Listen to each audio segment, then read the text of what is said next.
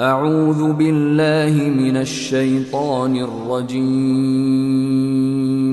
بسم الله الرحمن الرحيم. الحمد لله رب العالمين الرحمن الرحيم مالك يوم الدين إياك نعبد وإياك نستعين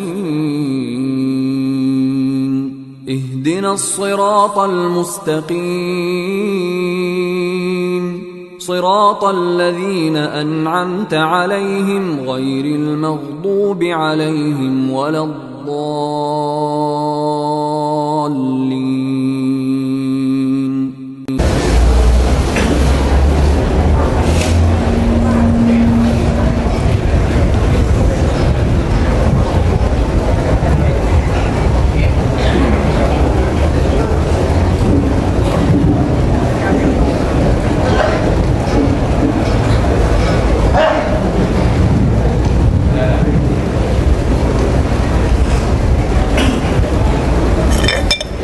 Assalamualaikum warahmatullahi wabarakatuh. Bismillahirrahmanirrahim. Alhamdulillahirrahmanirrahim. Wassalatu wassalamu ala rasulillah wa ala alihi wa sahbihi.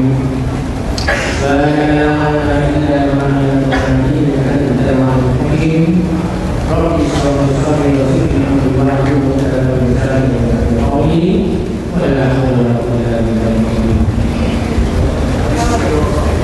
yang berbahagia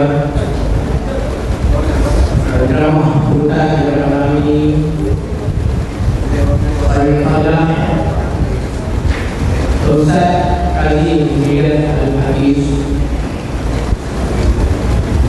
yang berbahagia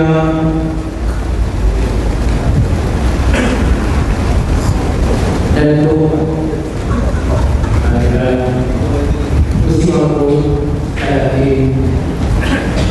yang berbahagia bagi Imam Masjid Al-Rahmah Ahmad bin Abdul Al-Qoli pendidikan baik dan menjadi masyarakat rasa berbahagia dan para imam yang manusia juga pada dan keturunan yang manusia. Alhamdulillah, syukur kita Allah pada malam ini bagaimana kami perkuliahan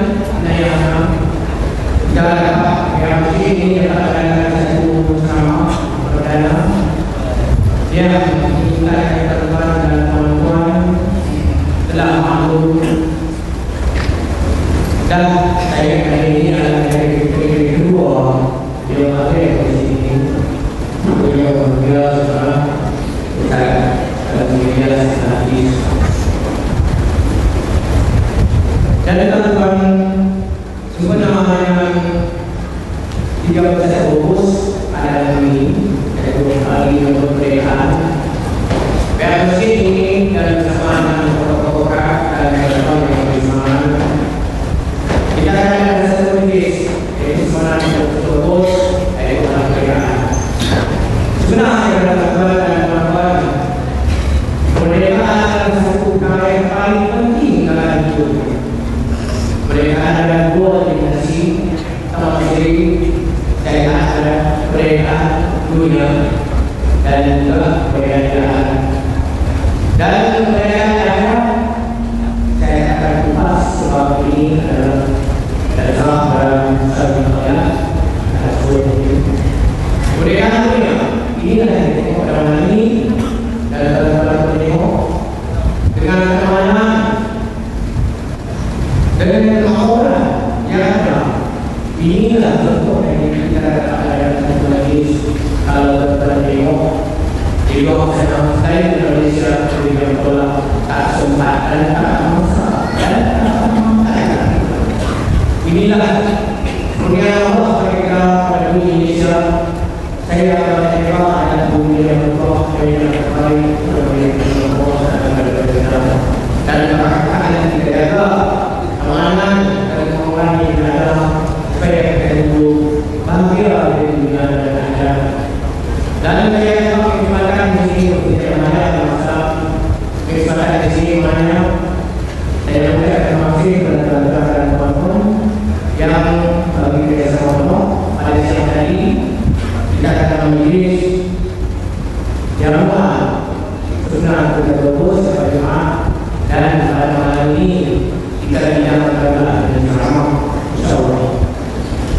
Jadi untuk yang menanya masalah saya namanya disiapkan dengan saya kaji untuk mengenai ceramah dan bisa dijalankan.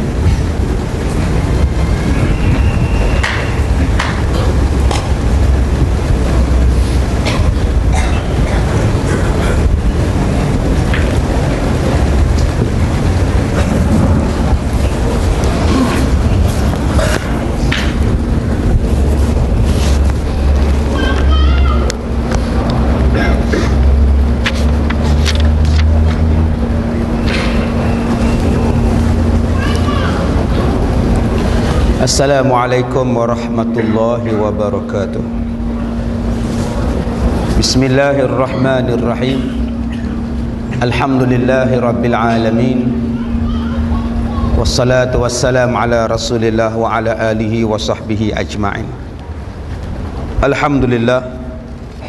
Qala Allah ta'ala fi kitabihil aziz. A'udzu billahi minasyaitonir rajim. Ma nansakh min ayatin aw nunsiha na'ti bi khairin minha aw misliha alam ta'lam anna Allah ala kulli syai'in qadir. Sadaqallahul azim.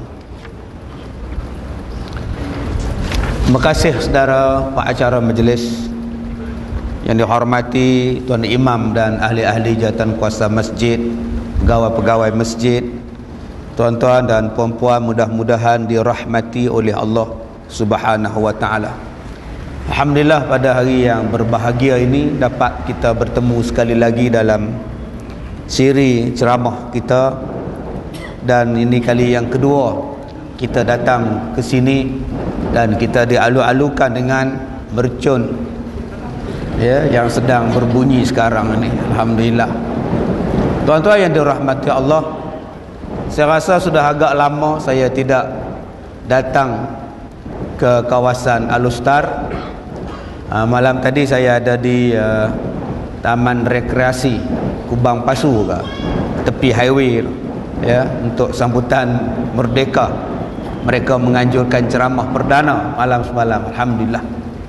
Satu pembaharuan yang dibuat oleh Majlis Belia Daerah Kubang Pasu, buat ceramah, buat konsert nasyid dan sebagainya. Dan malam ini kita bertemu pula di dalam masjid yang penuh dengan barakah ini, masjid dengan kuliah agama kita ini. Mudah-mudahan Allah memberkati kita. Dan seperti mana yang saya katakan, sudah ada lama kita tidak bertemu ya. Mungkin kita hanya jumpa dalam televisyen saja dalam bulan Ramadan yang lepas. Rasanya dalam radio tak ada lah kot ya.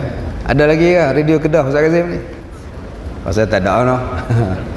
Dia tuan-tuan kena tanya depa lah, pasal apa tak ada kan? Jangan tanya saya. Tuan-tuan yang dirahmati Allah, alhamdulillah kita hari ini kita sambut merdeka ya. Semalam kita sambut merdeka dengan bacaan Yasin, tahlil dan sebagainya. Siang tadi kita buat perarakan di seluruh negara. Dan malam ini kita buat ceramah agama. Ada yang buat konsert malam ini, ada yang buat ceramah agama malam ini, ada yang buat makan-makan, macam-macam lah nak meraihkan kemerdekaan tanah air. Cuma tuan-tuan, kita kena ingat bahawa kemerdekaan ini adalah anugerah daripada Allah Subhanahu wa taala. Anugerah Allah. Bukan semua orang merdeka, bukan semua orang yang dapat kemerdekaan, bukan semua negara yang merdeka. Malah ada negara yang sudah merdeka tetapi kembali dijajah. Ada orang yang telah merdeka fizikal tetapi mindanya, pemikirannya belum lagi merdeka. Ada orang yang cuma merdeka negara tetapi tidak mempunyai kemerdekaan daripada hakikat yang sebenarnya. Jadi apa benda sebenarnya kemerdekaan ini? Jadi tuan pengurusi tadi sebut dah, kemerdekaan di dunia dan kemerdekaan di akhirat. Kemerdekaan dunia ialah kita membebaskan diri daripada penjajahan, dan kemerdekaan di hari kiamat ialah pembebasan, itqun min azabil qabri, itqun min azabin nar, pembebasan daripada azab kubur dan pembebasan daripada api neraka. Yang ni yang kita disebutkan sebagai kemerdekaan atau pembebasan. Di dalam agama kita dia ada dua perkara. Yang pertama dipanggil sebagai kemerdekaan, dan kemerdekaan ini hasil daripada penjajahan. Yang kedua pembebasan, yang mana pembebasan ini lahir daripada penghambaan. Satu penjajahan, satu lagi perhambaan. Jadi apa bezanya tuan-tuan di antara cara agama Islam, cara Islam? Adakah Islam ini dipanggil penjajah? Adakah orang-orang Islam itu menjajah atau menakluki? Tuan-tuan buka di dalam Al-Quran surah Al-Fath. Inna fatahna laka fatham mubina. Allah menggunakan perkataan pembukaan. Inna fatahna, kami buka kepada kamu. Sebab itu di dalam Islam tidak ada penjajahan. Islam tidak ada penaklukan. Islam dipanggil membuka. Membuka sebuah negeri, membuka sebuah kawasan. Dipanggil sebagai Amul Fath, tahun pembukaan kota Mekah. Bila Nabi meninggalkan Mekah, Nabi pergi ke Madinah hijrah. Tak lama selepas itu Nabi patah balik ke Mekah. Nabi tidak dipanggil menjajah Mekah, Nabi tidak dipanggil menakluk Mekah. Nabi dipanggil membuka kota Mekah. Apabila Islam telah wujud sebuah negara Islam di Madinah, maka Rasulullah menghantar sahabat-sahabat baginda untuk membuka negeri-negeri yang lain. Yang akhirnya negeri Mesir dibuka, Parsi dan Rom dibuka, Syam, Yaman dan sebagainya dibuka, sampailah ke negara Iraq telah dibuka. Umat Islam pergi ke negara-negara ini membawa agama Islam, membawa ajaran Islam, dan dia tidak dipanggil menjajah, dia dipanggil membuka sebuah negeri. Jadi apa maknanya membuka dan menjajah?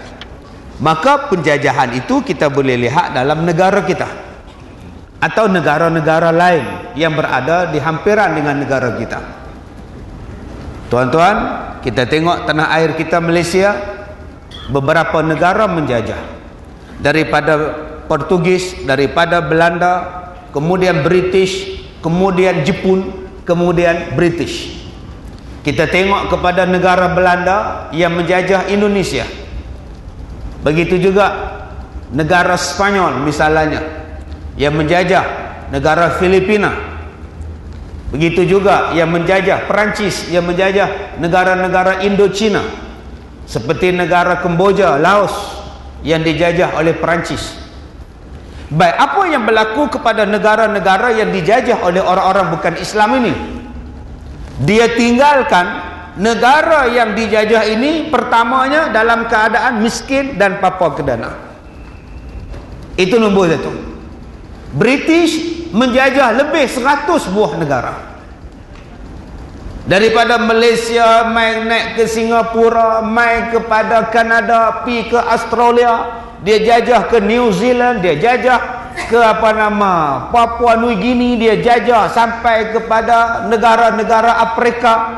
Yang sekarang ini negara-negara itu dipanggil sebagai Commonwealth, dijajah. Apa yang British jadikan negara-negara ini? Kebanyakannya negara-negara yang dijajah oleh British dalam keadaan miskin, ketinggalan. Sebab itu negara-negara yang berada dalam Commonwealth tidak termasuk dalam negara-negara maju. Tak termasuk pun dalam negara maju. Yang paling kuat ialah negara yang membangun, ketinggalan berpuluh-puluh tahun daripada negara lain. Malaysia mungkin ketinggalan 20 tahun dengan negara Jepun, mungkin ketinggalan 30 tahun dengan negara Amerika. Ketinggalan jauh Malaysia. Itu Malaysia. Kalau pergi ke negara Afrika, ketinggalan Afrika dengan negara kita mungkin dalam 20-30 tahun ketinggalan negara Afrika nak dibandingkan negara Malaysia. Kalau kita pergi ke negara Laos, pergi ke Kemboja, mereka ketinggalan hampir 30 tahun dengan negara Malaysia.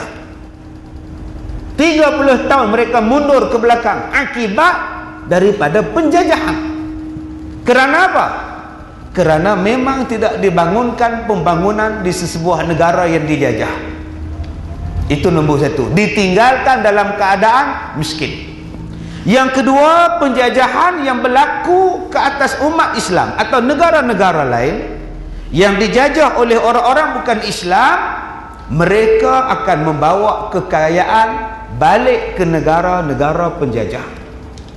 Tuan-tuan cuba tengok negara-negara penjajah. Negara penjajah banyak, tuan-tuan. Kita sebut Jepun, ni negara penjajah. Habis dia jajah sampai ke tanah Melayu, sampai ke Indonesia. British, Perancis, ini negara penjajah. Spanyol, Belanda, ni negara-negara penjajah.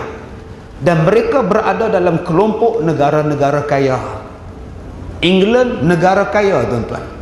Dan kayanya sebab dia ambil daripada emas, timah, hasil bumi, hasil minyak daripada negara-negara yang dia jajah, dibawa balik ke negaranya dan dibangunkan negara mereka dengan kekayaan negara-negara yang dia jajah. Sebab itu mereka mempunyai wang yang banyak, mempunyai peruntukan yang hebat untuk membangunkan ekonomi mereka, sebab mempunyai simpanan kekayaan yang besar. Siapa yang tidak tahu kekayaan emas yang berada di Pahang? Dan ditinggalkan emas di Pahang itu dalam keadaan dah licin, bungkus buat balik. Malaysia ni kaya dengan biji timah, dah habis kering kontang, tinggal lombong saja baru dia bagi merdeka. Ini dasar penjajah. Yang ketiga, apa yang kita lihat dalam penjajahan? Dia akan memberi kemerdekaan kepada negara yang dia jajah apabila rakyat di negara yang dia jajah mempunyai pahaman yang sama dengan mereka, mempunyai bentuk pemahaman, pemikiran, ideologi yang sama dengan penjajah. Dia takkan tinggalkan negara yang dia jajah itu mempunyai perbezaan ideologi, perbezaan agama. Tak. Dia tengok kalau dia balik ke negeri asal dia, orang yang mentadbir ni boleh mentadbir macam yang dia nak, maka dia akan berikan kemerdekaan supaya diwarisi pemerintahannya dan sistemnya itu. Maka kalau diberi kemerdekaan pun belumlah tercapai kemerdekaan yang sepenuhnya, sebab dia cuma menukar daripada warna sahaja, daripada muka saja, tetapi dalamannya masih lagi mengekalkan hasrat dan warna penjajahan itu sendiri. Ini adalah dasar-dasar penjajahan orang-orang bukan Islam kepada negara-negara yang mereka jajah. Yang keempat, apa bentuk yang dia buat? Bila dia menjajah sesebuah negara, ekonomi tidak dibangunkan, pendidikan tidak dibangunkan, pengetahuan tidak akan diberi. Tidak akan diberikan pengetahuan kepada orang yang dia jajah. Sebab dia tahu bila orang yang dijajah itu pandai, maka mereka akan menentang. Sebab itulah negara-negara yang dijajah ini ketinggalan jauh daripada segi pendidikan. Tuan-tuan tengoklah negara-negara yang dijajah, universiti mereka berada pada tahap nombor puluhan. Nombor 10. Malaysia ni universiti yang terbaik mungkin Universiti Malaya. Tak berapa puluh dalam senarai ribuan universiti dalam dunia. Tak tercapai lagi, tuan-tuan. Sebab memang dasar penjajah akan menjadikan orang yang dijajah tu tak pandai. Kalau bapaknya seorang nelayan, maka anaknya pun dilatih untuk jadi nelayan. Kalau bapaknya penoreh getah, dia akan pastikan anak dia pun kerja motong getah. Habis-habis kuat dia bagi kepada rakyat tempatan kerja jadi DO saja. Nak dapat DO pun susah, ADO pun susah. Kerja jabat tanah aja tuan-tuan. Boleh jadi kerani saja. Ini dasar dah. Tetapi kalau pembukaan sebuah negara Islam, dia takkan jadi macam itu. Cuba tuan-tuan tengok, Nabi Muhammad membuka kota Mekah. Adakah Nabi mengunggah Kaabah pindah ke Mekah, pindah ke Madinah? Adakah Nabi Muhammad arahkan supaya Kaabah pindah ke Madinah sebab baginda duduk di Madinah? Tidak. Di Mekah tetap ada Kaabah. Adakah Nabi Muhammad mentadbir Mekah? Tidak. Nabi Muhammad lantik orang untuk takbirkan Mekah. Adakah Kaabah Nabi Muhammad rampas kunci Kaabah? Ambil kunci Kaabah, tak bagi orang lain pegang? Tidak. Nabi Muhammad tetap bagi kepada pemegang kunci Kaabah, kepada keturunan yang pegang kunci Kaabah. Nabi tak usik. Yang Nabi buat apa dia? Nabi buka negeri ini daripada menyembah berhala kepada menyembah Allah. Nabi buka sebuah negara daripada berada dalam kezaliman kepada keadilan. Pembukaan sebuah negara Islam ke atas negara-negara yang lain, dia berikan hak. Orang ini dapat hak dia, orang ini dapat hak dia dengan penuh keadilan, dengan penuh kesaksamaan. Inilah yang dipanggil sebagai pembukaan. Dia tak dipanggil penjajahan.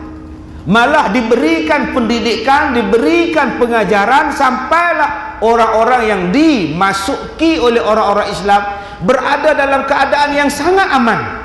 Pokok tidak ditebang, rumah ibadat tidak diroboh, budak-budak tidak dibunuh, orang tua tidak dibunuh, perempuan tidak dikacau. Orang tengok Islam masuk dalam penuh keamanan. Berbeza dengan penjajahan orang kafir. Masjid dibom, rumah ibadat dibom, tanam-tanaman padi habis dihancurkan, pakat makan ubi kayu semua. Perempuan-perempuan dirogol, anak-anak muda pi bawa di Burma, jadi kereta api Burma habis. Tanam-tanaman pokok padi semua dirampas. Kami makan beras, hampa makan ubi kayu. Ini dia tuan-tuan, bezanya. Begitulah indahnya Islam, begitulah cantiknya Islam. Bila Islam masuk dalam sebuah negara, negara yang kafir tadi menjadi aman. Negara yang selama ini berada dalam keadaan huru-hara jadi aman. Negara yang selama ini rakyatnya ditindas, bila Islam masuk, semuanya diberikan keadilan yang sama rata. Tuan-tuan, sebab itulah kita tidak boleh mengatakan bahawa Islam menakluk dengan pedang. Sebab pepatah orang putih kata Islam ni masuk negara orang dengan pedang. Tak. Islam masuk dalam sebuah negara dengan penuh kasih sayang. Islam masuk dengan penuh penghormatan, dan dia masuk bukan nak rampas kekayaan. Cuba tuan-tuan tengok, orang Islam masuk ke Spanyol, orang Islam masuk ke Andalusia. Andalusia tu jadi maju, jadi negara yang paling maju. Beratus-ratus tahun Islam memerintah di Spanyol. Majunya tuan-tuan punya hebat. Dia tak jadikan Spanyol tu negara Papua Kedana, dia tak jadikan Spanyol tu negara miskin. Tidak. Spanyol adalah pusat ekonomi, Spanyol adalah pusat pendidikan, Spanyol adalah pusat sains. Ilmuwan-ilmuwan Islam pergi ke sana, gedung-gedung ilmu dibina di sana, bangunan dan bandar-bandar yang hebat dibina di Spanyol. Sehinggalah jalan-jalan raya yang dibina di Spanyol pada masa itu, jalan raya yang sangat canggih pada zaman itu. Berkat Islam masuk, maju Spanyol. Tetapi apabila negara-negara yang bukan Islam masuk dalam sebuah negara Islam atau sebuah negara lain, cuba tengok di Afghanistan sekarang. Negara yang merdeka, Afghanistan tu merdeka. Apa yang berlaku bila Amerika masuk, bila New Zealand masuk, bila Canada masuk, bila Australia masuk, bila British masuk. Sekarang Afghanistan adalah pengeluar bunga popi paling besar dalam dunia. Bunga popi adalah yang duk buat ganja. Pengeluar ganja, tuan-tuan. Kita duk tengok cerita P. Ramlee jual ganja. Alibaba punya lapuk tu ganja. Yang belacan pula senyap-senyap. Ada jual belacan tak? Dia ada apa? Belacan pula senyap-senyap. Ganja pula, ganja. Ini cerita P. Ramlee, Alibaba punya lapuk 1962. P. Ramlee nampak lah. Dekat-dekat nak kemak ni tuan-tuan, yang halal jadi haram, yang haram jadi halal. Tu dah terbalik kuang lah. Afghanistan berjaya ditukar oleh Amerika jadi pengeluar bunga popi. Dan pelacuran di Afghanistan sekarang sangat tinggi. Bayangkan tuan-tuan, Afghanistan dulu diperintah oleh Taliban, perempuan semua kena pakai tudung, lah perempuan boleh buka. Perzinaan, pelacuran, filem-filem lucah masuk berjela-jela di Afghanistan. Sedangkan dulu orang Afghanistan, kalau tuan-tuan ingat, mereka pergi haji duduk atas gunung. Kita duduk di Mina, duduk dalam kemah, mereka duduk atas bukit dengan serban, mereka duduk pakai baju sak mereka, duduk tunggu nak melontar. Kuat mereka ni. Tapi bila Amerika jajah, dia ubah. Masjid dibom. Cuba tengok di Iraq, masjid dibom, perkampungan dibom, balai polis dibom, sekolah dibom, hospital dibom. Tidak ada lagi keamanan yang berlaku. Tetapi bila Islam memerintah, tuan-tuan, dia benar dengan penuh kasih sayang. Ini bezanya di antara penjajahan dan bezanya di antara pembukaan. Sebab itu penjajahan kita sebut kepada negara yang bukan Islam. Tetapi bila kita sebut pembukaan, pembukaan adalah kepada kuasa Islam, kepada umat Islam, membuka sesuatu kawasan. Baik, yang kedua, apa dia yang dikatakan tentang kemerdekaan?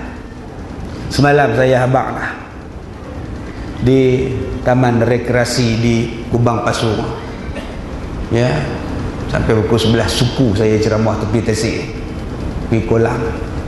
Habis-habis ceramah dia pun umum pula, tuan-tuan, ada satu budak hilang. Oh sudah, saya duduk dah umur 3 tahun, jatuh dalam tasik bah. Yang pak duduk dengar ceramah, anak duduk main bendera, buk jalan terus. Tuan-tuan, susah hati kita lah, gelak-gelak ramai-ramai pula. Saya sebut semalam, dalam Islam, merdeka bukan kebebasan hakiki. Sebab ada orang faham merdeka tu apa? Merdeka ni bebas. Kita duk tengok dalam berita, kita meninjau pendapat anak-anak muda tentang makna dan pengertian kemerdekaan.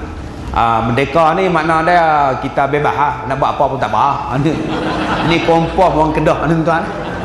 Nah, kita duk tengok dalam berita ni, merdeka ialah kita berjaya membebaskan diri kita daripada penjajahan. Kita merdeka. Ada jawab macam tu.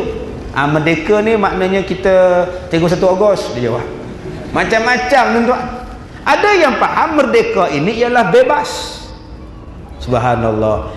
Islam ni, tuan-tuan, Islam agama merdeka. Cuba tuan-tuan tengok, Islam agama merdeka.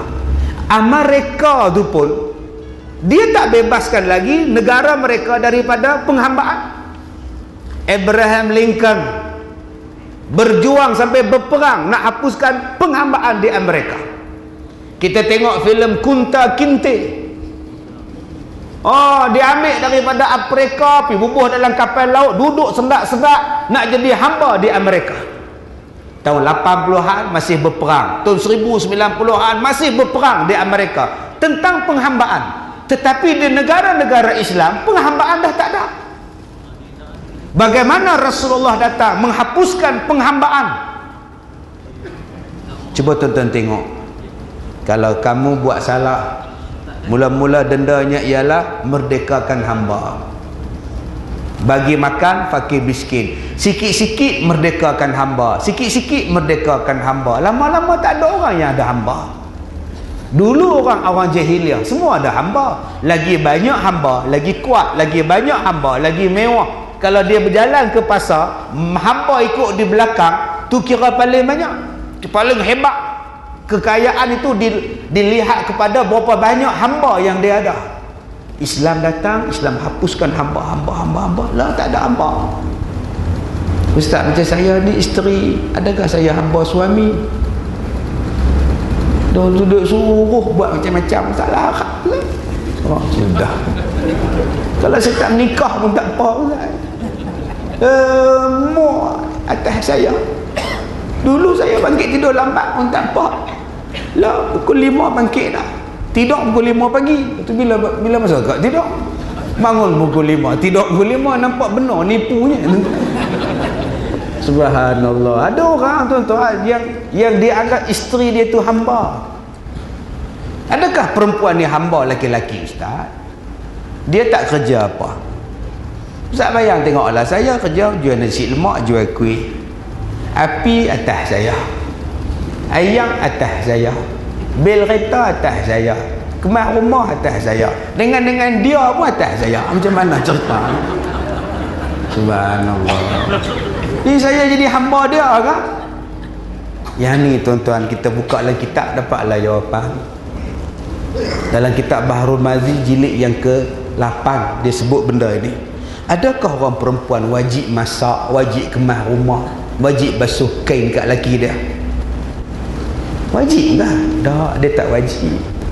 Bukan kewajipan seorang isteri pergi basak kat suami dia, kemas baju dia, lipat kain dia, tak wajib. Yang wajib isteri pada suami hanyalah layan suami. Loh, betul tak? Betul ke? Tak wajib, sunat je dapat pahala, tak buat tak apa. Baru tahu naya tak? Elok menikah 40 tahun dah baru tahu malam ni. Tak wajib tuan-tuan. Kalau isteri tak masak kat abang-abang, tak berdosa. Tuan-tuan balik rumah selagi buka tudung, tinggal meja, apa pun tak ada. Nasi mana apik malas masak abang tak larat. Dosa tak berdosa. Berlambak kedai tom yam di jalan. Tiap-tiap hari tak masak, nikah dengan Minah tom yam tu, puas hati. Bukannya wajib, dia layan suami aja. Tapi beratnya layanan isteri ni tuan-tuan. Itu yang satu perempuan mai jumpa saya. Dia kata, Ustaz, saya tak nak kahwin. Saya nak jadi Rabi'atun Adawiyah, tak nak kahwin. Saya kata, jangan, Rasulullah suruh kahwin. Kahwin tu sunnah Nabi. Kalau kita benci sunnah Nabi, nanti kita dilaknat oleh Nabi. Saya kata tak. Dia kata tak. Nabi benarkan satu perempuan tak kahwin. Saya mengaji dengan satu ustaz tu kata, Nabi kata tak apa, tak kahwin. Saya kata, ustaz tu baca hadis tak habis. Satu perempuan mai tanya dekat Rasulullah, wahai Rasulullah, saya ni anak dara, ramai orang mai minang saya. Jadi boleh tak Rasulullah habaq dekat saya, apakah hak-hak seorang suami yang isteri kena tunaikan?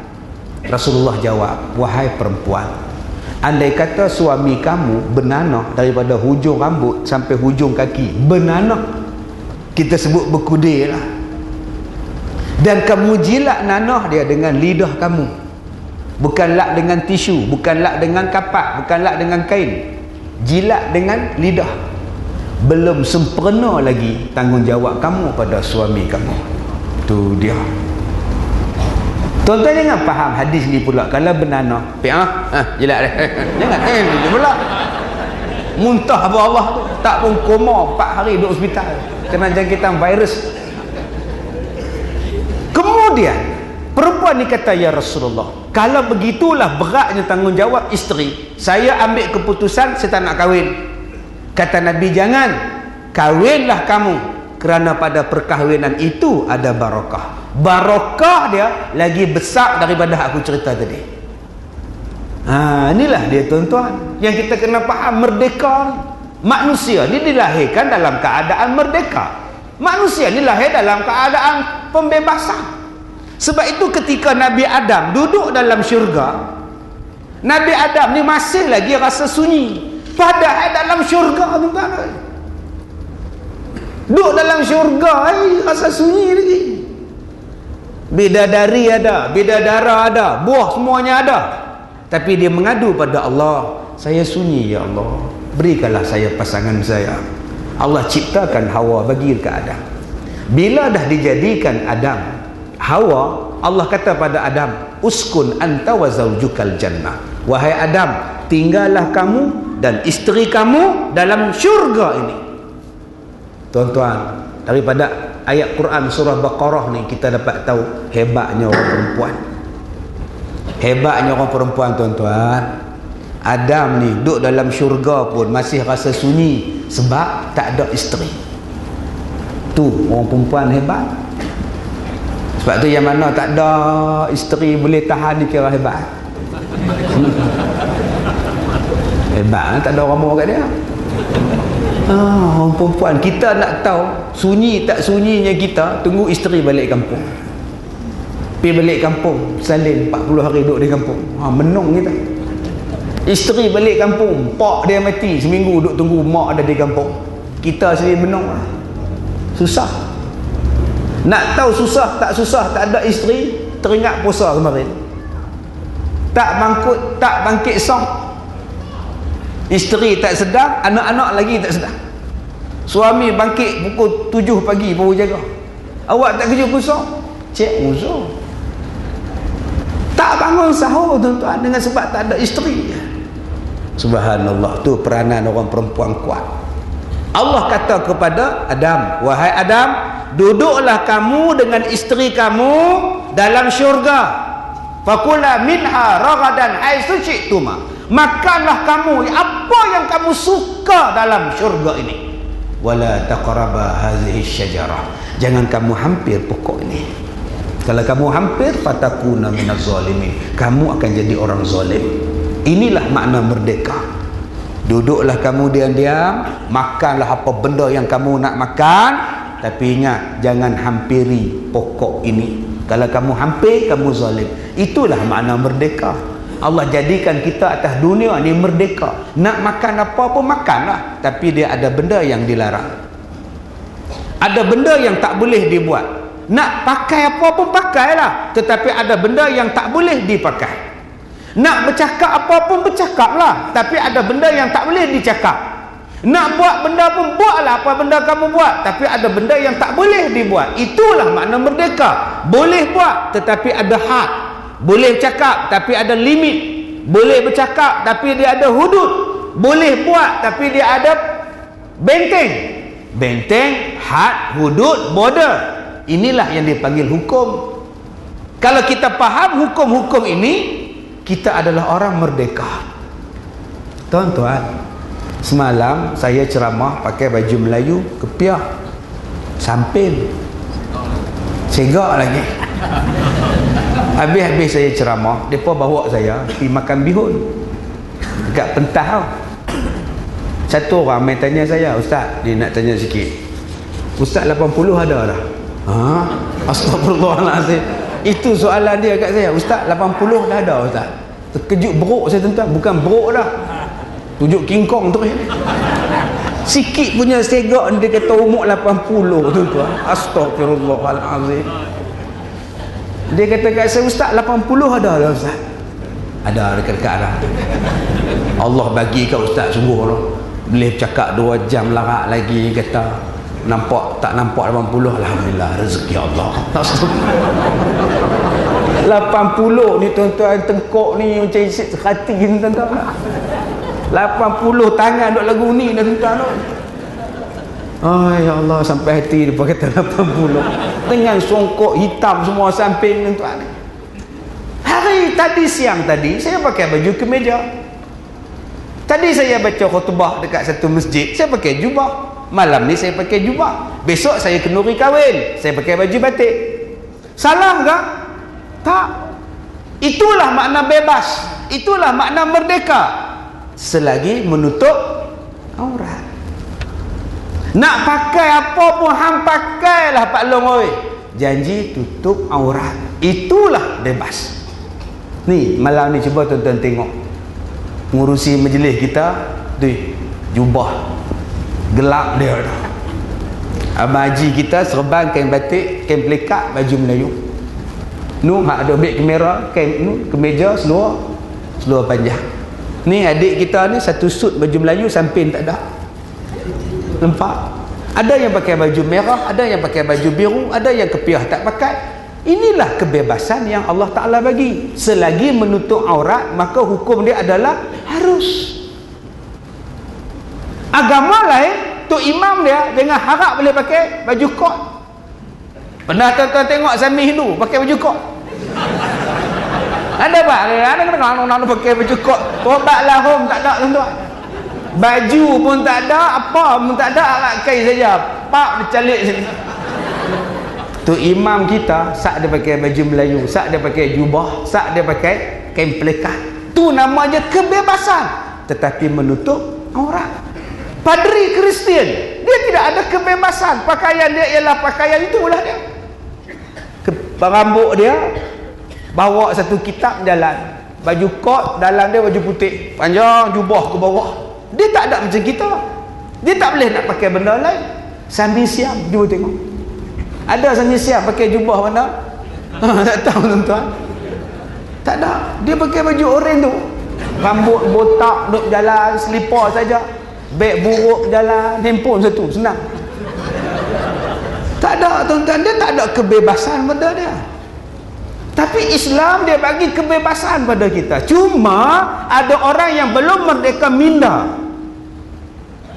Ada orang yang belum merdeka minda. Bila dia tengok saya pakai kepiah hitam, songkok hitam, hai, suka hitam. Nampak tak? Apa punya bodoh lah tuan-tuan. Pakai songkok hitam salah. Astagfirullahalazim. Tuan-tuan tahu tak, saya baru balik pada siang, saya pakai topi, saya pusing belakang. Rombongan saya tengok, apa hai Ustaz Kazim ni? Salah ke saya pakai topi ke belakang? Tak salah. Pasal panas atas belakang, saya tutup atas belakang. Bila silau atas depan, saya tutup depan balik. Bukannya salah. Astagfirullahalazim. Bila kita mandi misalnya, takkan kita nak pakai jubah? Kita pakailah pakaian mandi, tracksuit dengan baju. Kita mandilah, tak salah. Saya mandi di Langkawi, orang ambil gambar. Itu masalah. Oh sudah, aku lemah perut semua. Pakai dia ambil gambar saya 45. Ni Ustaz Kazim kan? Ya. Kan susah pun jadi orang glamour payah. Apa yang peliknya, takkan nak tengok saya pakai jubah 24 jam. Tuan-tuan boleh bayang tak pasukan bola sepak Kedah pakai jubah main bola? Nampaknya pasukan Kedah telah turun dengan pakaian jubah malam ini. Agak-agak menang ke kalah tuan-tuan? Tobatlah home kalah tuan-tuan. Adalah pakaian yang sesuai pada dia. Inilah nama dia merdeka. Tutup aurat jalan nak. Bukannya kita boleh nak satu benda. Rasulullah sudah tunjuk kemerdekaan pada kita. Bila hari raya, Rasulullah pakai pakaian yang sangat segak. Baju Nabi, baju warna merah, jubah dia.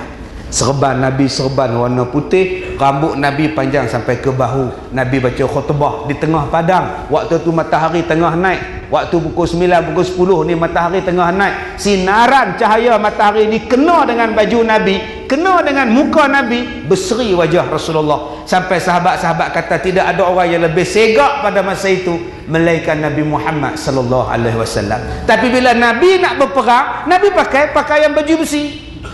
Nabi pakai pakaian perang kerana nak pergi berperang. Bila Nabi duduk di rumah dia tuan-tuan, Nabi pakai jubah, Nabi pakai kain. Ini keadaan yang dipanggil kebebasan pada kita.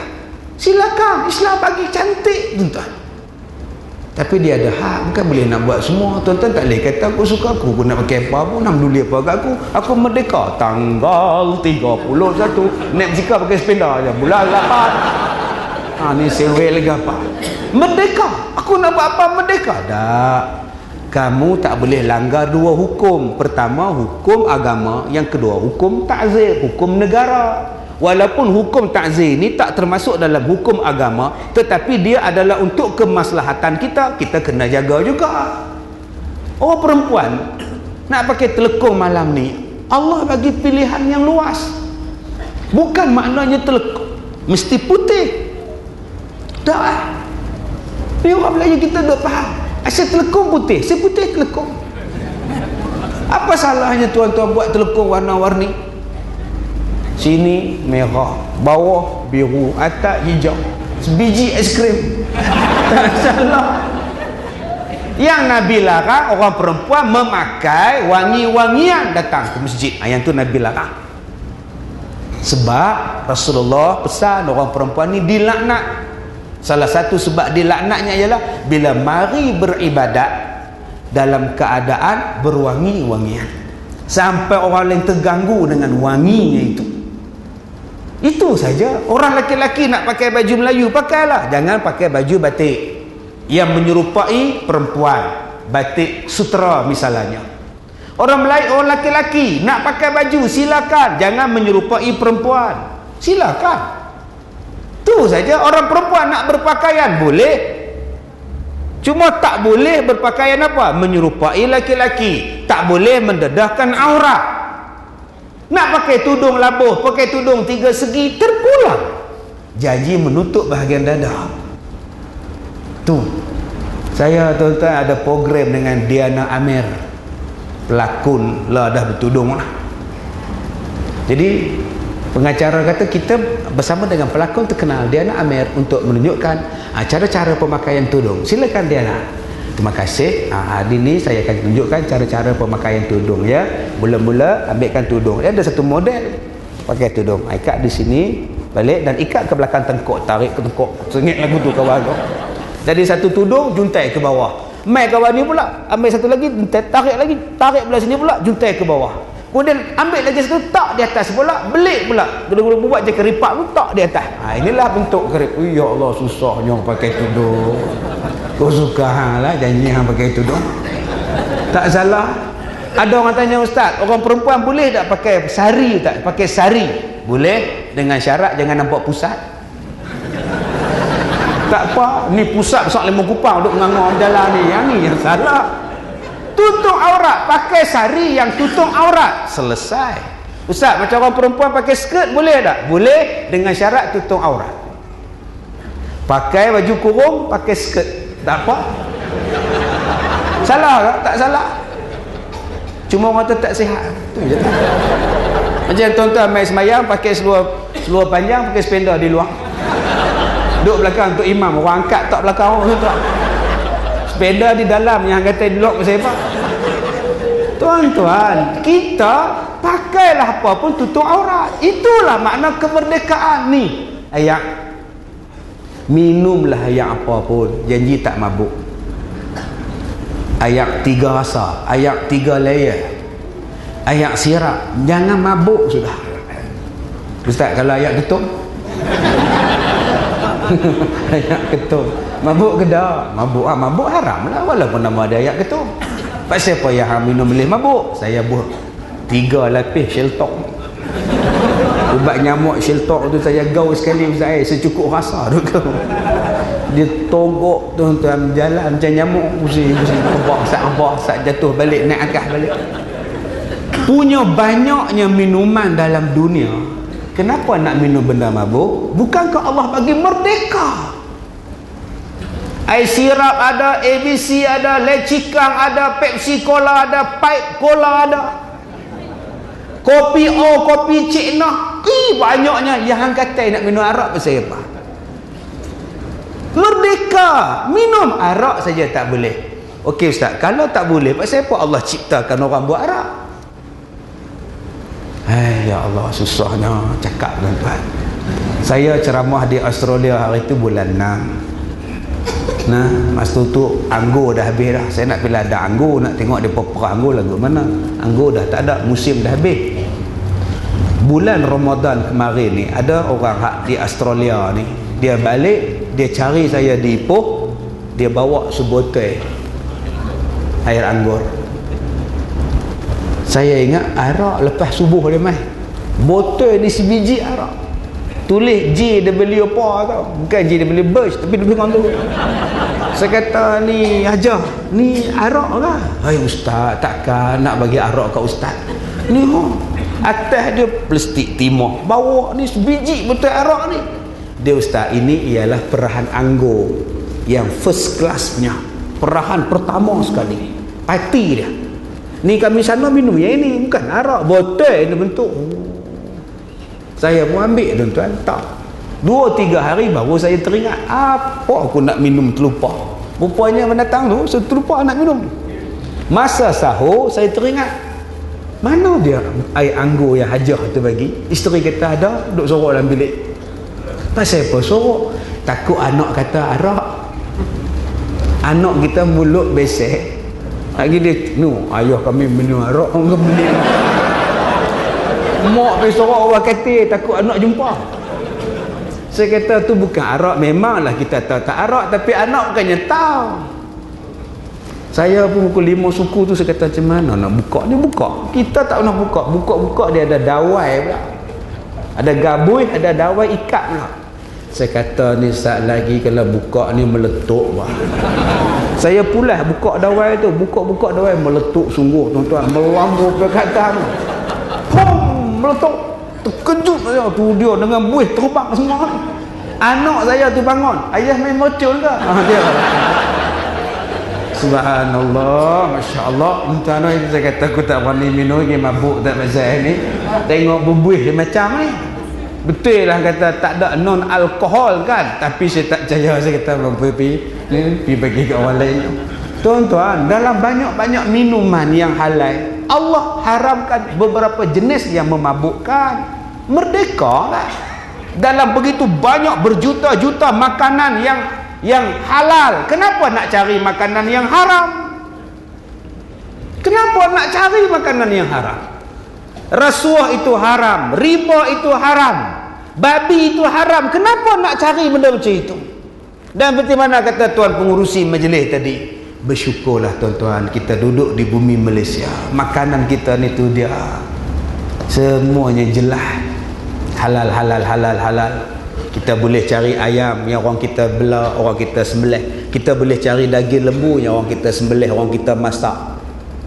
Saya pergi ke Thailand tuan-tuan, saya tengoklah, saya takut. 4 hari saya duduk di Thailand. Tulis macam-macam. Frog and chicken fried. Oh sudah tuan-tuan. Frog pun fried tuan-tuan. Kita ingat fried chicken saja. Rupanya frog fried. Astagfirullahaladzim. Ini kira halal tak halal ni. Jenuh duk cari, disebut banyak halal. Jenuh duk cari, ya Allah tuan-tuan oi. Sebab kawan saya dah terkena. Dia pergi makan tom yam katak. Sebab tu saya duk peringat cakap dia, saya duk pegang cakap dia. Ustaz kalau nak makan tom yam sana bagus, sedap. Tapi ingat dia pun campur katak. Macam mana tu Haji tahu? Saya terkena lah. Oh katalah.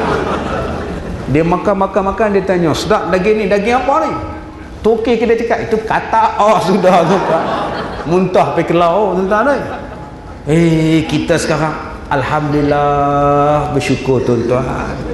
Bersyukurlah kita duduk dalam negara yang boleh menjadikan makanan kita elok. Senang tuan-tuan. Saya pergi ceramah di Singapura.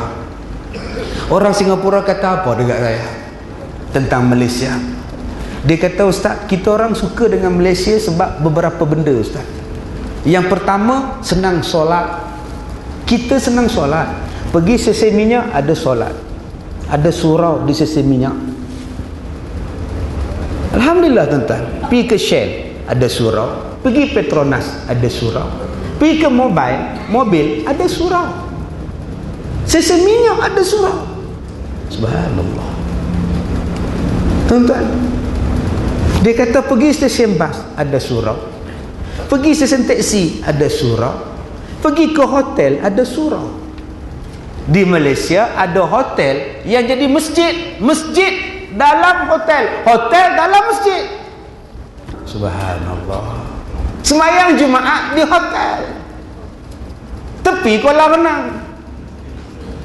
Tuan-tuan, tak ada siapa nak pakai sepeda lah nak mandi. Nak mampu Tok Imam tu ada. Subhanallah. Ni tuan-tuan, ni negara kita. Bang, sekolah saya dekat dengan Maidin Manjui. Tuan-tuan mai lah, sekolah saya lama dah tuan-tuan tak mai. Sekali mai dah berubah dah tuan-tuan. Kenapa saya suka? Pukul 8.30 saya mai sekolah saya. Saya duduk dekat kantin sekolah. Pasal apa? Saya nak dengar bacaan Quran daripada Maidin. Ustaz mana Ustaz? Malik Maidin ke? Dah tu yang berenang tu. Ni Maidin supermarket. 8.30 sampai pukul 9 pagi dia baca Quran. Dia baca Quran. Saya nak dengar tu. Baca Quran. Pukul 9 tutup. Baru buka kedai. Alhamdulillah tuan-tuan, pasar raya pasang Quran. Nanti pukul 1.25 masuk zuhur. Sekarang masuklah waktu semayang fardu zuhur bagi Ipoh dan kawasan-kawasan yang sama waktu dengannya. Untuk perhatian tuan-tuan, semua kaunter kami akan ditutup buat sementara waktu untuk menghormati azan. Kita tengah bayar-bayar, tengah bayar barang tu, dia stop, dia buat duit kita. Pasal apa tak kira? Orang bang tak faham-faham. Habis azan, juru acara umum, tuan-tuan yang ingin menunaikan solat zuhur, surau disediakan di bahagian tepi bahagian pasar raya, dipersilakan. Bulan Ramadan yang lepas tuan-tuan, pelajar-pelajar saya jadi imam sembahyang tarawih di Maidin pasar raya. Cina ada kerja dalam Maidin, India pun ada kerja dalam Maidin, orang Kristian pun ada kerja dalam Maidin. Mereka tak komplain azan, mereka tak komplain budak-budak saya jadi imam sembahyang tarawih sekali pergi sembahyang 2 van. Mereka tak komplain. Sebab apa? Sebab mereka cari makan di Maidin, sebab mereka hantar barang ke Maidin, sebab mereka kerja di Maidin. Sebab apa? Sebab Maidin bagi ekonomi dekat mereka. Itulah menunjukkan orang Islam kalau nak jadi hebat, dia kena pegang ekonomi. Bila dia pegang ekonomi, baru bangsa lain hormat pada dia. Kalau aku cakap banyak, aku kena buang kerja. Di mana aku nak cari duit? Kalau aku komplain depa azan dalam pasar raya Maidin, kalau aku komplain depa semayang dalam pasar raya Maidin, nanti Maidin tak ambil barang aku macam mana? Lah aku nak jual barang ke aku nak apa? Jual barang. Depa nak azan, biar pergi kat depa lah. Itulah lambang orang ada wang. Bila kita ada kekuatan ekonomi, orang-orang yang bukan Islam akan hormat pada kita. Sebab mereka nampak wang kita, mereka tengok wang kita, mereka tak berani bercakap dengan kita. Sekarang ini kita tidak ada kekuatan ekonomi, sebab tu mereka berani. Sebab mereka tahu, hang nak raya tu, hang cari majlis dekat kami. Hang nak puasa, hang cari ayam dengan kami. Hang nak buat masjid, hang cari kami. Hang nak pasang kapet, hang cari kami. Hang nak pasang aircon, hang cari kami.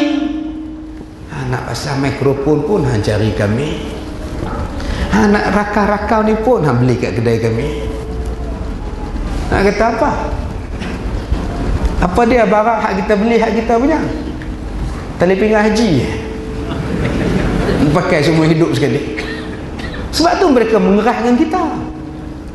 Sebab kita tak ambil ekonomi. Rasulullah memperkukuhkan ekonomi. Bila Rasulullah mengukuhkan ekonomi, dimerdekakan manusia. Kamu tak perlu lagi jadi hamba kami, merdeka kamu semua. Sebab itu tuan-tuan, kita kena kuatkan ekonomi. Bila kuat ekonomi, orang tak berani kata apa. Tadi saya baca khutbah satu surau diri jemaah. Di sini mungkin tak ada kot, sini semua masjid. Setengah tempat dia panggil surau diri jemaah. Sebelum saya naik ke surau tu imam tunjuk kat saya, ustaz tu masjid tengah duk buat. Ya, cantik, besar, ya besar, tapi banyak bantahan ustaz. Saya tanya pak siapa banyak bantahan? Daripada mana bantahan? Buat masjid pun orang bantah lah. Dia kata bantahan pada puak-puak kapiak. Dia kata di sini orang Islam tak ramai, pak siapa hampa buat masjid? Saya jawab, lu hak tokong depa tepi jalan langsung, tak ada orang pokok saja pada pasal apa depa boleh buat tokong. Tak ada kita komplain pun. Depa komplain tu tak hantar surat bantahan sampai menteri besar lah apa semua nak suruh jangan buat masjid. Subhanallah. Ni kita tak pernah komplain. Tokong-tokong depa kuih-kuih depa tepi jalan. Mana ada kita komplain? Padahal bukannya ada orang. Pasal apa depa boleh buat? Pasal kita tak komplain, kita ni baik, kita hormat. Tapi mereka tak hormat kita. Pasal apa tak hormat? Sebab kita duk faham perlembagaan kita ni, kita tak ambil, kita tak terangkan perlembagaan. Dalam perlembagaan Islam adalah agama persekutuan. Dalam perlembagaan tak pernah disebut Islam agama rasmi, tak pernah. Tuan-tuan dengar tadi 2-3 hari duk umum nak merdeka ni, dia tayang balik rakaman tahun 57. Orang ramai sedang berbaris beramai-ramai untuk menantikan detik kemerdekaan tanah air. Malaysia, sebuah negara tanah Melayu, persekutuan tanah Melayu yang agamanya adalah agama persekutuannya adalah agama Islam. Nampak? Tuan-tuan tengok balik, dia tayang video klip zaman 50-an dulu, semua pakai tayang baju hitam putih semua ni, tak ada kalah lagi. Dia sebut tanah Melayu, Islamnya agama Islam adalah agama persekutuan tanah Melayu. Rakyat sedang berbaris berbondong-bondong untuk datang menyaksikan kemerdekaan tanah air. Dia sebut Islam adalah agama persekutuan. Tubuh badan tanah air Malaysia ini agamanya ialah Islam. Bila sebut agama Islam, agama persekutuan, kami nak buat masjid tang mana pun hang tak boleh bantah. Tapi orang kita faham agama Islam agama rasmi. Salah. Agama rasmi hanya untuk baca doa bila majlis buka parlimen, buka DUN, baca doa, pasal rasmi. Dah, Islam agama persekutuan. Bila sebut persekutuan, kami boleh pasang speaker di mana-mana saja kami nak buat. Kami boleh membina masjid dalam pasaraya, surau dalam supermarket, surau dalam stadium. Agama lain tak ada berhak sama macam agama Islam. Itulah agama persekutuan. Bila kita tukar jadi agama rasmi, mereka kata kami juga ada agama. Kenapa kami tidak boleh buat tokong di dalam stadium? Kenapa kami tidak boleh buat tempat sembahyang dekat dengan stesen minyak? Kami pun menuntut juga. Inilah punca dia. Bila kita orang Melayu sendiri tak faham apa makna agama persekutuan, kita sewenang-wenang nak bagi dekat mereka apa yang mereka minta. Tak, tuan-tuan, pergi negara lain. Pergi negara lain, mereka tak bagi buat masjid sebebas-bebas macam kita. Mereka tak benarkan nak buat surau sebebas-bebas. Di sekolah ada surau. Tobatlah home tak ada, tuan-tuan. Cuba kita tengok di sekolah-sekolah rendah, sekolah kebangsaan, sekolah menengah, surau mereka kalah masjid kita besar. Negara mereka tak ada, tuan-tuan. Sekolah-sekolah saja. Sekolah-sekolah saja. Di negara Eropah, tudung pun tak boleh pakai. Sebab Islam bukan agama mereka. Tetapi di Malaysia ini, walaupun Islam agama persekutuan, orang jarang sebut. Sebaliknya agama-agama lain diberikan macam-macam keistimewaan, kadang-kadang lebih istimewa daripada agama Islam itu sendiri. Bila saya cakap macam ni, orang marah saya. Saya bercakap tentang hak kita. Ini hak kita, hak persekutuan. Bila sebut persekutuan, buat lebuh raya boleh buat surau. Agama lain tak boleh buat tokoh. Sebab ini persekutuan. Kami, negara kami ini Islam, kami berhak buat. Itu maksudnya, tuan-tuan. Jadi saya baca khutbah tadi, itu yang saya nampak. Berani mereka komplain, tuan-tuan. Saya kata, tuan-tuan, teruskan buat. Jalan buat. Lantak komplain buat. Saya dijemput baca khutbah di situ sebab bila dah siap masjid itu, surau mereka ni besar, kawasan mereka ni besar. Mereka kata nanti surau ni nak buat apa? Jadi kami fikir-fikir, baik kami bagi surau ni dengan padang yang begini besar dekat ustaz, buat mahat tahfiz di sini, buat pondok di sini. Saya kata boleh. Nanti saya buat sini, elok-elok punya buat. Walaupun di tengah-tengah majoriti orang bukan Islam, tapi ada segelintirnya yang baca Quran 24 jam, yang menyebut kalimah Allah 24 jam di situ. Insya-Allah Allah pelihara kita di sini. Yang ni, tuan-tuan, yang saya katakan awal-awal, yang saya katakan banyak kali, umat Islam kena jadi kuat. Umat Islam kena jadi bersatu. Bila bersatu, walaupun sikit dia jadi kuat. Together we stronger, kata orang putih. Bila kita bersama, kita adalah kuat. Tapi kalau kita tidak bersama-sama, we are loser, tuan-tuan. Tuan-tuan yang dirahmati Allah. Jadi dalam Islam, kemerdekaan itu ialah ada hak. Bukan semua boleh buat. nisaukum harthul lakum fa'tu harthakum anna syi'tum. Isteri kamu adalah ladang pada kamu, datangilah isteri kamu mana yang kamu suka, tapi ada had. Ustaz, dia isteri saya, kau suka saya lah, saya nak buat apa pun. Ada suami, ada isteri yang mengadu dekat saya, ustaz, dia kata, ustaz, suami saya ni nak liwat saya. Kalau saya tak bagi, dia pukul. Sampai dia bagi upah RM100 sekali lewat. Jadi macam mana saya nak buat lagi? Saya kata, kak pergi ke pejabat agama, pergi report, kata suami ni seks luar tabi'i, boleh minta cerai. Boleh tak? Boleh. Tak malu ke Ustaz? Malu apa? Inna Allah la yastahyi an yadriba masalan ma ba'udatan fama fawqaha. Allah sendiri tak malu kalau nak bercakap soal hak. Akak pergi pejabat agama mengadu, suami saya si Polan mendatangi saya daripada belakang, saya tak rela, saya nak minta cerai. Sewe dah saya, dia duduk fikir. Boleh? Dia buka ayat Quran, ustaz tengok ni, isteri kamu adalah ladang pada kamu, kok suka kamulah nak main kok ladang belah mana.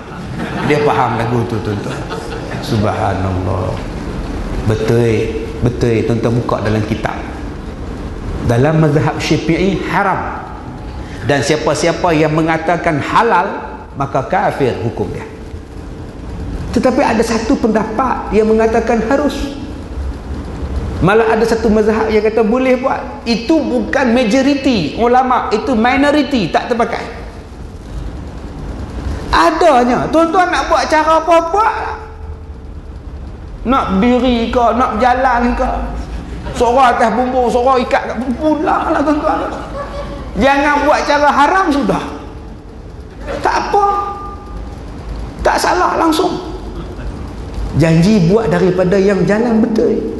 Jangan mari waktu haid, jangan duk kacau dia waktu dia uzur, jangan duk kacau daripada arah belakang dia, jangan duk kacau waktu dia sedang nifas. Lain daripada itu buat.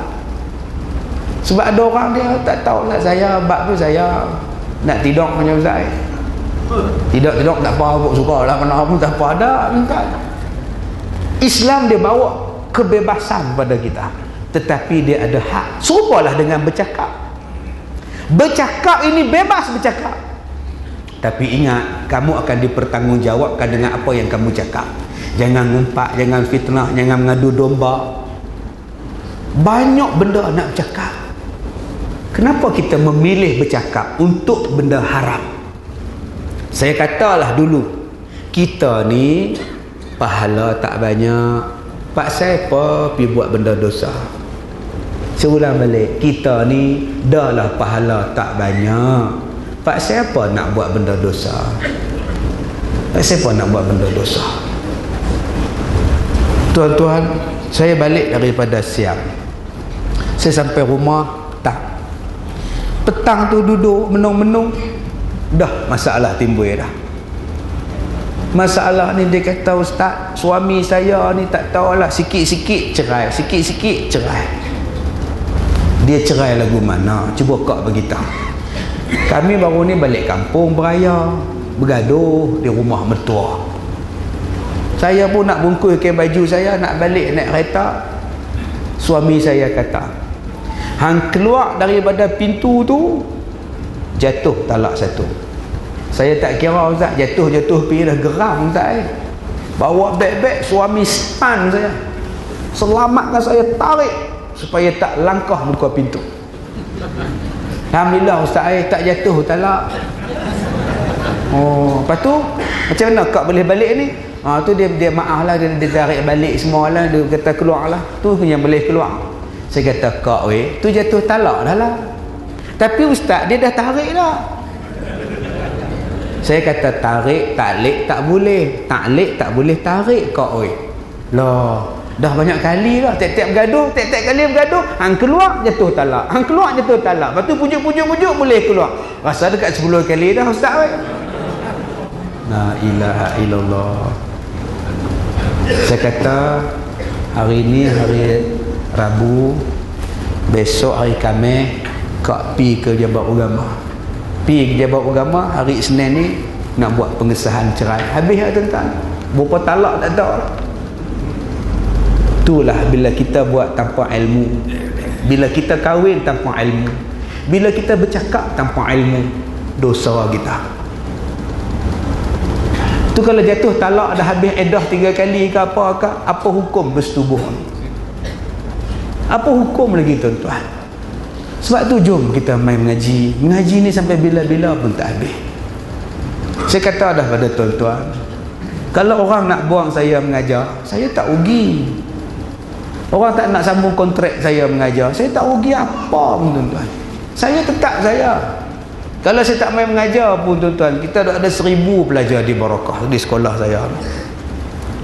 Ada 1000 orang duk tunggu. Saya main malam ni tuan-tuan, saya tinggalkan 1000 orang pelajar saya. Sebab ada orang dengan megahnya buang Ustaz Kazim. Megah boleh buang Ustaz Kazim. Ustaz Kazim tak ada lah ke? Tak ada lah, kami pamak buang. Amboi. Dengan lapang dadanya buang. Susah ke saya? Tak, saya tetap saya. Kita nak mengaji, bila hang buang dalam mesyuarat suruh buang, berdosa. Berdosa pada siapa? Berdosa pada orang hang nak mengaji ni. Ni hak nak main ceramah ni parking benar. Dengan saya ni pergi kat kedai tu. Orang nak main mengaji, hang pi sekat, hang berdosa. Hang belum merdeka. Bukan saya mengajar membabi buta, saya baca ikut kitab. Saya baca berdasarkan pada Quran dan hadis. Hang bantah. Tadi ada sahabat-sahabat tadi minta, dia kata, Ustaz, kami dah beli kitab Ustaz. Kitab dengan saya duduk atas almari Ustaz. Langsung tak dibaca.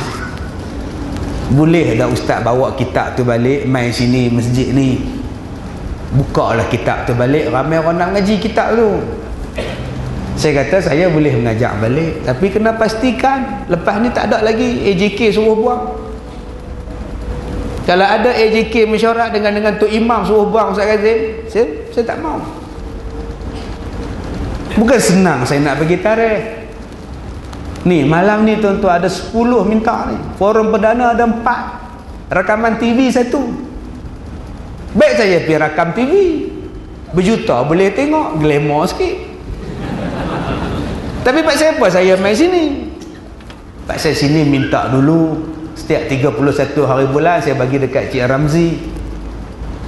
Tetap dah kat dia. TV panggil pun saya tak pi, menteri panggil pun saya tak pi. Kalau saya dah janji. Itu prinsip saya. Prinsip saya. Baru ni TPM panggil saya tak pi, pasal saya janji dengan orang lain. Sebab saya apa? Pasal janji tetap janji. Tapi bila kita dah bagi tarikh, senang-senang pergi buat mesyuarat, suruh pergi buang, tu saya marah. Yang saya tak suka. Yang saya main bukan nak cari duit, berapa sen tuan-tuan nak bayar kat saya. Baik saya buat konsert. Saya pun dah jadi artis sekarang. Dah keluar dalam melodi lah saya ni, kan? Tuan Haji tengok dalam melodi kan? Tengok. Saya pun tak tengok, Tuan Haji tengok.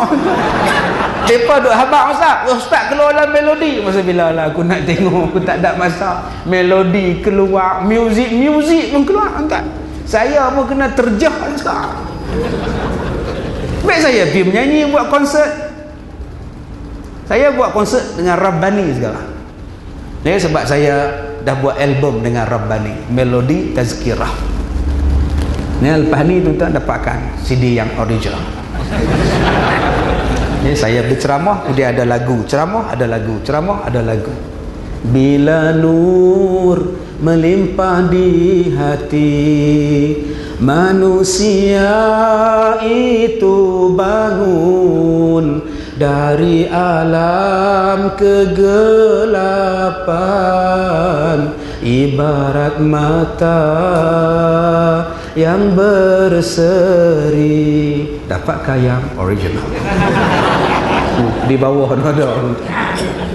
Baik tuan-tuan, jadi kita kena merdeka. Okey, kalau salah kita kata salah, kalau betul kita kata betul. Orang yang terjajah mindanya ialah orang yang berpendapat bahawa akulah sentiasa betul, orang lain semua salah. Itu masih lagi belum merdeka. Merdeka ialah orang yang menerima teguran, orang yang boleh menerima kritikan, orang yang boleh menerima nasihat. Itulah dipanggil orang merdeka. Orang yang tidak merdeka ialah orang yang egois, sombong, belagak, takabur. Maka orang yang begini belum merdeka. Dan orang yang belum merdeka, saya katakan awal-awal tadi, mereka tidak akan maju.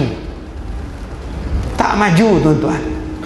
Nak berjalan ikut rumah, nak berjalan keluar daripada rumah, dia ikut sedap hati.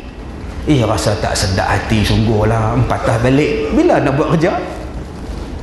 Bila nak buat kerja? Aku selalu basuh kain guna mesin, hari ni basuh kain guna tangan. Ada apa-apa nak jadi ni, dia duduk fikir lagu tu. Aku selalu pergi kerja ikut teluk wajah, hari ni aku pergi kerja ikut aluh merah. Mesti ada apa-apa nak jadi ni. Ni pemikiran orang. Bila nak maju, tuan-tuan? Bila nak maju? Kita kena buat satu benda yang boleh berfikir, yang boleh maju kita. Islam dah, Allah Ta'ala dah berikan kepada kita akal untuk kita berfikir. Buat apa kita nak berfikir dalam tempurung yang itu?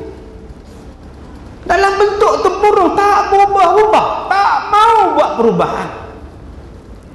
Ada satu orang main melawat sekolah saya. Dia nak buat pondok. Dia main tengok-tengok. Tak apalah, kami kalau boleh nak ikut pondok lama, pondok tradisional. Pondok ustaz ni nampak tak apalah, balik kan. Bukan aku panggil hang nak main.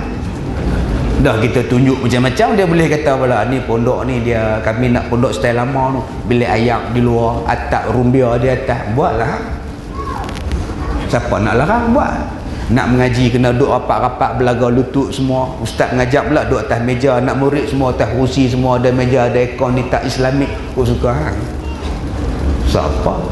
Kami mengaji duduk atas kursi, ada meja, ada aircon. Bukan salah. Yang salahnya semayang ada meja, ada kursi. Enggak. Duduk semayang Jumaat duduk atas meja, relax semua ni. Ni apa ni? Pembaharuan otak ha. Duduklah atas saf, melainkan kalau hang sakit hang duduk atas kursi. Pembaharuan untuk itu tak salah. Tak salah, tuan-tuan. Ada pula kata Ustaz Kazim mengaji kitab Jawi, kitab Rumi. La ilaha illallah. Tuan-tuan, saya boleh baca kitab Jawi, tapi yang main mengaji tu tak kerti baca. Daripada duduk melangut tamano sampai habis kelas tamano tu. Dah malam dia buka Rumi senang sikit. Dia tak kerti. Sampai kena buka kelas khas, kelas Jawi. Kalau duk buka kitab Jawi, tuan-tuan, pakai tak habis dia gitu. Duk asid alkali habis dia. Eliok ni, tuan-tuan.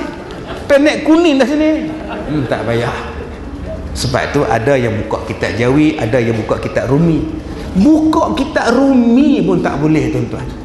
Dia tak Islamik, kok suka hang lah. Tuan-tuan, sehari saya mengajar pondok, tuan-tuan, 10 kitab. Daripada pukul 9 sampai pukul 12, 10 kitab sehari. Habis yang ni tak ke tepi, habis ni tak ke tepi. Nak mengajar supaya kita dapat ilmu, supaya kita dapat banyak pengajaran. Alhamdulillah. Jadi tuan-tuan, saya minta kepada tuan-tuan, merdekakanlah diri tuan-tuan dengan pengetahuan, dengan ilmu. InsyaAllah dengan ilmu ni kita bebas berfikir. Kita tak jadi jumuk, kita tak jadi berbelenggu saja. Pergi mengaji. Dan janganlah kita ni bila nak mengaji duk pilih. Tak. Mengajilah. Kalau dia tu ada lebih pada kita, pilihlah mengaji. Kalau perangai dia tak elok tu dia punya pasal. Yang penting aku nak ambil ilmu dia. Ilmu dia tak ada pada aku. Tuan-tuan yang dirahmati Allah, yang tak akhirnya tuan-tuan, saya sebutkan pada tuan-tuan satu hadis Nabi SAW, yang mana kata Nabi SAW 6 orang ini dan 6 macam orang yang kena laknat oleh Allah dan kena laknat oleh Nabi SAW. Ada 6 orang kata Nabi Muhammad, Allah laknat dia dan Nabi-Nabi laknat dia. Pertama, hadis ni kata apa? An Aisyah qalat, qala Rasulullah sallallahu alaihi wasallam, sittatun la'antuhum wa la'anahumullah wa kullu nabi kana. Diriwayatkan daripada isteri Nabi sallallahu alaihi wasallam, namanya Siti Aisyah radhiyallahu anha, katanya telah bersabda Nabi sallallahu alaihi wasallam, 6 macam orang yang telah aku laknat oleh mereka, kerana Allah juga melaknat mereka dan semua nabi juga melaknat mereka dan mengutuk atas mereka.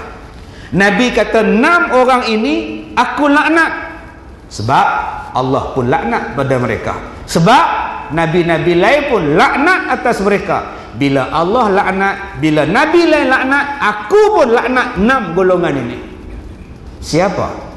Yang pertama kata Nabi, az-zaidu fi kitabillah. Az-zaid fi kitabillah, orang yang menokok nambah benda-benda yang tak ada dalam Quran, dia pergi tokok tambah, boleh pergi kata ada.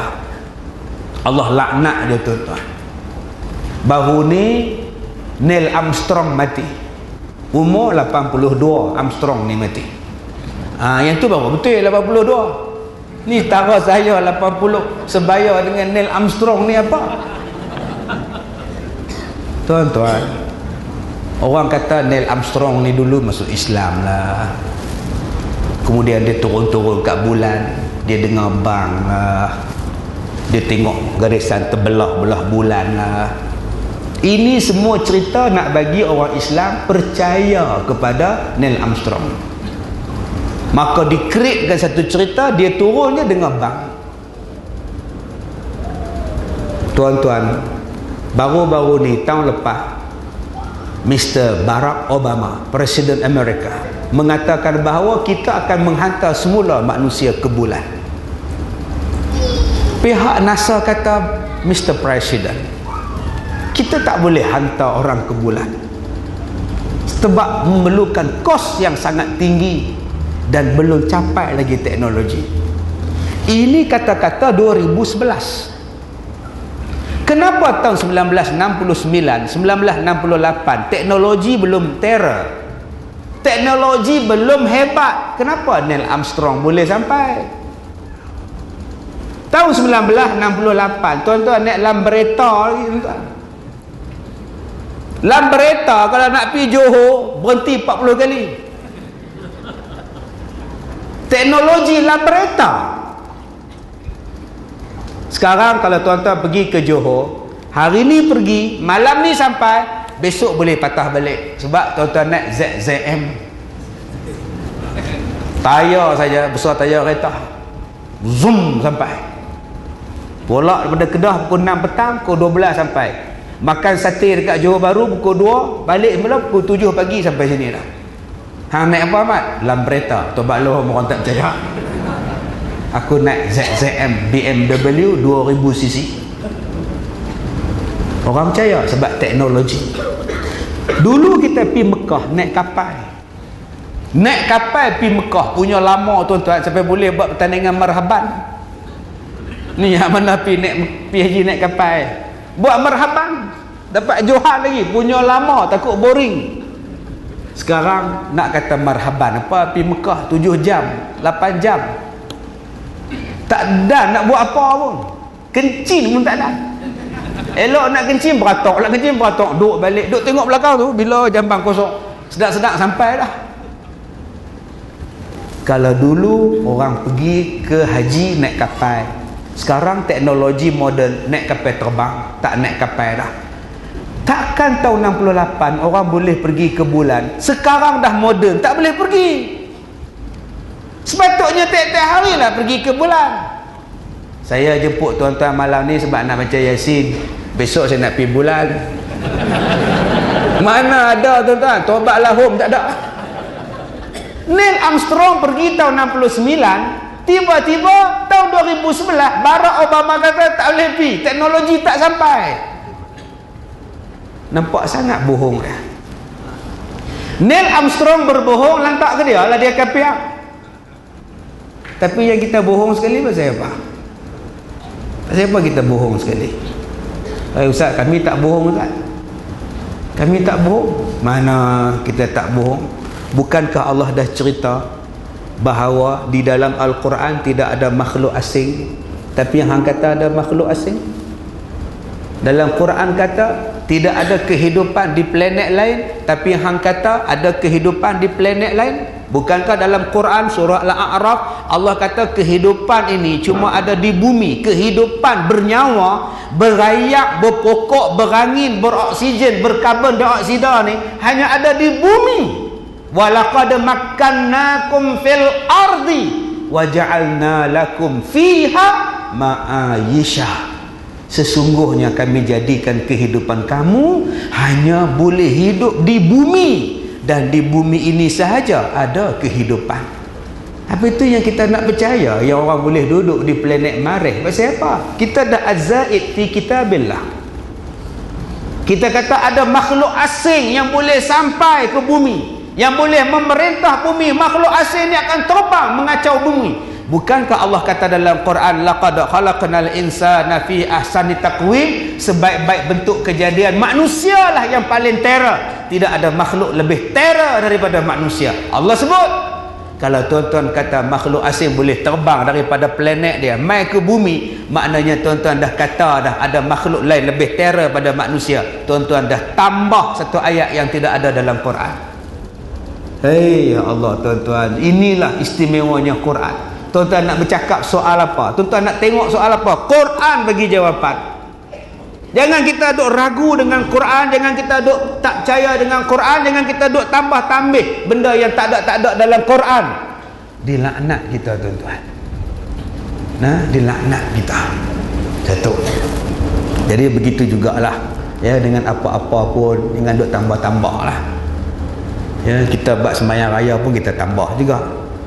Lepas habis sembahyang raya pergi takbir pula. Allah, habis sembahyang habis lah.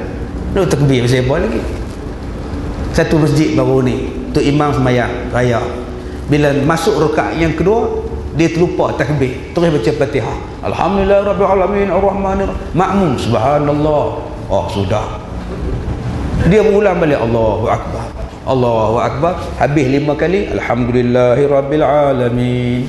Wah, cerca merba tuan-tuan. Kesian. Makmum ni dengan bangganya habaq-habaq keluar pada tangga duduk habaq. Cik baik aku duk peringat dia. Tidak tak buat takbir tu imam tu. Hang punya pasal batal sembahyang tahu tak? Ni, yang tu imam kata dia ulang takbir pasal apa? Takbir tu sunat. Hang bacalah Fatihah apa habis. Yang pasal apa nak ulang balik pasal apa?